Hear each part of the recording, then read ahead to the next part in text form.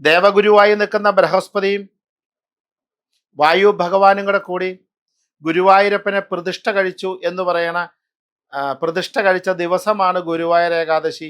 അങ്ങനെ ഒരു ഐതിഹ്യമുണ്ട്. നമ്മുടെ ശ്രീകൃഷ്ണൻ ഗീതോപദേശം കൊടുക്കുന്ന ഗീതാദിനം എന്ന് പറയുന്ന ഇതായിട്ടും ഈ ഗുരുവായൂർ ഏകാദശിയെ കണക്കാക്കുന്നു.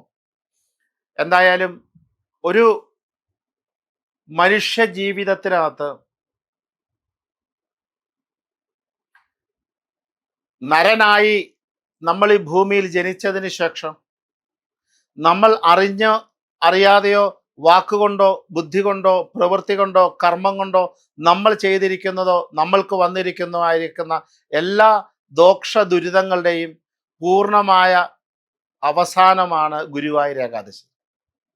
ഈ ലോകത്ത് ജീവിക്കുമ്പോഴും ഈ ലോകത്ത് ജീവിച്ച ശേഷം മരണാനന്തര കാലത്തും, അതായത് നമ്മൾ ഇവിടുന്ന് മരിച്ച് നമ്മുടെ ആത്മാവ് പോകുമ്പോഴും ആ ആത്മാവിനെ സംരക്ഷിക്കുന്നതിനും ഏറ്റവും മഹത്വമായി നിൽക്കുന്ന മരുന്ന് എന്താണെന്ന് ചോദിച്ചാൽ ഗുരുവായൂർ ഏകാദശി നോക്കുക എന്നുള്ളതാണ്.